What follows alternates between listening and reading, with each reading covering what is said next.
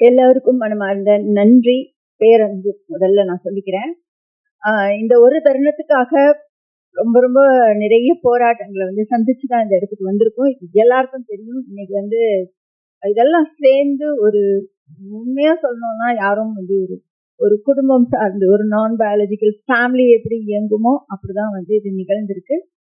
நான் ரொம்ப சாதாரணமான ஒரு நடுத்தர ஆசிரியர் குடும்பத்துல இருந்து வந்தவள். எனக்கும் சினிமாவுக்கும் எந்த சம்பந்தமும் கிடையாது. கலை ரீதியாக வாசித்து அதுக்கப்புறம் அது தொடர்ந்து எழுதி அதன் மூலமாக வாழ்க்கை ஒரு கட்டத்துல கொண்டு போய் நிப்பாட்டும் பொழுது பொருளாதார ரீதிக்காக அதை தேடுறதுக்காக நான் ஆர்ஜே ஆனேன். 10 வருடம் ஆர்ஜே வாழ்க்கை. அப்பதான் எனக்கு தெரிஞ்சது மனிதர்கள் அவ்வளவு முக்கியமானவர்கள் அப்படின்னு சொல்லிட்டு. எல்லார்கிட்டையும் கிரே ஷேட் இருக்கு, எல்லார்கிட்டையும் ஒயிட் ஷேட் இருக்கு. பியூட்டிஃபுல் ஹியூமன் பீயிங்ஸ் நம்ம வாழ்க்கைக்கு ரொம்ப சொந்தம். நம்ம தனியா பிறந்து வளர்றதுக்காக எந்த சூழலுக்காகவும் நம்ம படைக்கப்படல அப்படின்னு சொல்லிட்டு ரொம்ப முக்கியமான விஷயம். நான் திருநெல்வேலியில இருந்து வந்தவர். எங்க ஊர்ல நல்லா தெரியும் உங்களுக்கு. 2வது கேள்வி உன் பேர் என்ன, நீ என்ன ஆளு அப்படின்னு கேட்பாங்க. இந்த சாதி நெருக்கடிகளுக்குள்ள நான் வளர்ந்திருக்கேன்.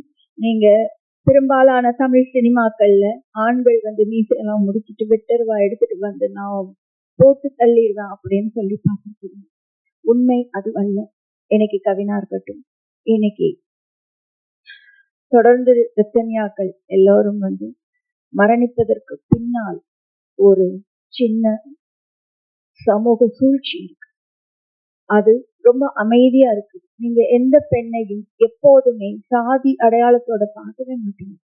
ஆனா பெண்கள் ஒரு குடும்ப அமைப்புல நிறைய சாதி அதிகாரத்தை கையில உள்ளவங்களாதான் இருக்காங்க. அவங்க படிச்சவங்களா இருக்கலாம். நீங்க பாத்தீங்கன்னா கல்வி எங்க ஊரை மீட்டெடுக்கிறோம் அப்படின்னு நினைச்சோம். ஆனா கல்வி மீட்டெடுக்கல. நல்லா சம்பாதிக்கிற கவின் வெட்டப்பட்டான். இதுதான் எங்க ஊருடைய நிலைமை அப்படிதான் இருக்கு. அப்போ என் வாழ்க்கையில எப்படி நான் என்னுடைய தேர்வை நிராகரித்து என் வாழ்க்கை பல்வேறு திசைகள்ல போனோம். நம்ம ஒரு கனவு கண்டிருப்போம் இல்லையா, ஒரு பெண்ணா நம்ம வாழ்க்கை இப்படித்தான் போகணும்னு சொல்லிட்டு அது கலைச்சு போடும் பொழுது சீட்டுக்கட்டு மாதிரி கலையும் போது வாழ்க்கை நம்மளை கையை பிடிச்சி கூட்டிட்டு போகும். நமக்கு வேற வழி இருக்காது. நம்ம அது பின்னாடி போக வேண்டிய ஒரு நிர்பந்தம் இருக்கும். ஆனால் திரும்ப வாழ்க்கை எதை நோக்கி உங்களை நீங்க நேசிக்கிறீங்களோ அதை நோக்கி எடுத்துட்டு போகும். ஒரு பெண் தமிழ் சினிமால நிறைய ஆண்கள் பார்வையில பெண்கள் எப்படி அப்படின்னு சொல்லிட்டு, ஆனா பெண்களுடைய கதைகள் சொல்லப்பட்டிருக்கா? ஆத்மார்த்தமா, உண்மையா, அவங்க என்ன நேசிக்கிறாங்க, அவங்க என்ன தேர்வு செஞ்சத விரும்புறாங்க, அவங்க என்ன சாப்பிட விரும்புறாங்க, சின்ன சின்ன விஷயங்கள் குறித்து இருக்குதா அப்படின்னா நான் பல விஷயங்கள் இருக்குது. ஆனால் ரொம்ப ஆத்மார்த்தமா ஒரு பெண்ணால் படைக்கப்பட்ட படைப்புகள் இது ஒன்றாக இருக்கும்னு நினைக்கிறேன். ஏன்னா இது என் வாழ்க்கை சார்ந்த கதை. இதுல போலித்தனம் இல்லை. இதுல உண்மையை தவிர வேறு எதுவுமே இல்லை. இதுல ஆண்கள் ஒருத்தர் நேசிப்பாங்க. உண்மையை சொல்லணும்னா லிங்கேஷ்க்கும் ஐசக்குக்கும் நிறைய காதல் காட்சிகள் இருக்குது. அப்புறம் இந்த குரூப் ஃபுல்லாவே நான் நன்றி சொல்லணும். மீரா எனக்கு முதல் பட வாய்ப்பு கொடுத்தவர். அது நான் எப்பவுமே என் மனசுல சுமந்துட்டு இருக்கேன். இந்த நிகழ்ச்சியில அவர் இருக்கணும் அப்படின்னு ஆசைப்பட்டேன். அவர் இருக்கிறாரு. மித்ரன் சார், அவர் ஒரு அற்புதமான மனிதர். அவர் அவருடைய கலை திறமையை நான் அப்படியே பார்த்திருக்கேன். நிறைய கற்றிருக்கேன் அவர்கிட்ட. அவர் என் கூடவே டிராவல் பண்ண மனிதர்கள் நம் கூட உடன் இருத்தல் தான் வாழ்க்கையினுடைய மிகப்பெரிய பலம். அதிஷா சொன்ன மாதிரி தம்பிகள் நிறைய உள்ள ஒரு வாழ்க்கை எனக்கு. அங்க ஆனந்த், பிரகதீஷ், சுத்தி சுத்தி சுத்தி தம்பி தான். லிங்கேஷ் எல்லாருமே என்னன்னா ஆண்பால் பெண்பால்னு விகடன்ல நான் எழுதியதை வாசித்து எனக்கு முதல் கால் அதிர்ஷ்டம் தான் வந்தது. அது அவன் மறந்துருக்கானா இல்லையான்னு தெரியல, எனக்கு ஞாபகம் இருக்கு. உங்கள் வாழ்க்கையை நீங்கள் உண்மையாக பகிரும் பொழுது அதுல உள்ள வலியும் வேதனையும் சார்ந்து அடுத்த ஒரு பெண்ணிற்கோ அடுத்த ஒரு ஆணைக்கோ நான் ஜெண்டர் டிஃபரன்ஸ்ல கொண்டு வரல. யாருக்கும் இந்த வழியை நீங்கள் எப்போதும் கொடுக்காதீர்கள் அப்படிங்கிறது ரொம்ப முக்கியமான விஷயம். அண்ட் நான் அங்கிருந்து வந்தவர். நீங்க எல்லாம் கேமராவோட உட்கார்ந்துருக்கீங்கல்ல, அங்கிருந்து நான் வந்திருக்கேன். பேட்டிக்காக இருந்திருக்கேன்.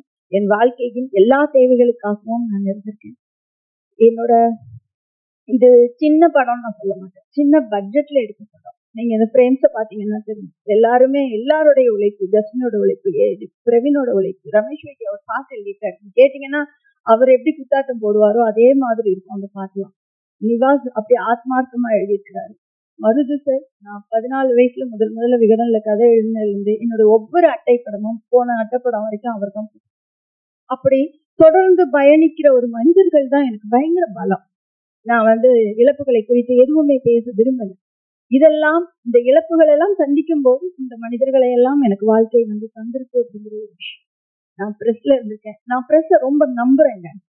இந்த மாதிரியான ஒரு முயற்சியை ஒரு தயாரிப்பாளர் என்னை பார்க்கவே இல்லை. அவருக்கு நான் யாருன்னு தெரியாது. என்னோட எழுத்துக்கள் வேணா பரிச்சயமா இருக்கு. அவர் ஒரு போன்ல ஒரு கதை சொன்னதை வச்சு என்னை நம்பி ஒரு பணம் முதலீடு பண்றாருன்னா நான் அவருக்கு 200% உண்மையா இருக்கணும்னு நினைக்கிறேன். எனக்கு வேற எதுவுமே கண்ணில் படாது. படப்பிடிப்பு காலத்துல இந்த படத்தை முடிக்கணும், 28 நாள்ல முடிக்கணும், 26 நாள் நம்ம எல்லாரும் ஷூட், 2 நாள் தனியா ஹெலிகேம் ஷூட், நான் கார்த்திக் அப்புறம் மிஷ்கினோட ஆண்டனின்னு ஒரு ஹெலிகேம் ஆப்ரேட்டர் 3 பேரும் தனியா கேமரால போய் நாங்க இருக்கோம். இது எல்லாமே தான் எனக்கு மனசுல இருந்தது தவிர வேற எதுவுமே அந்த 28 நாள் 30 நாள் எனக்கு கண்ணீர் தெரியல. ஆனா இந்த படத்தை இப்ப நாங்க உங்க கையில கொடுக்குறோம்.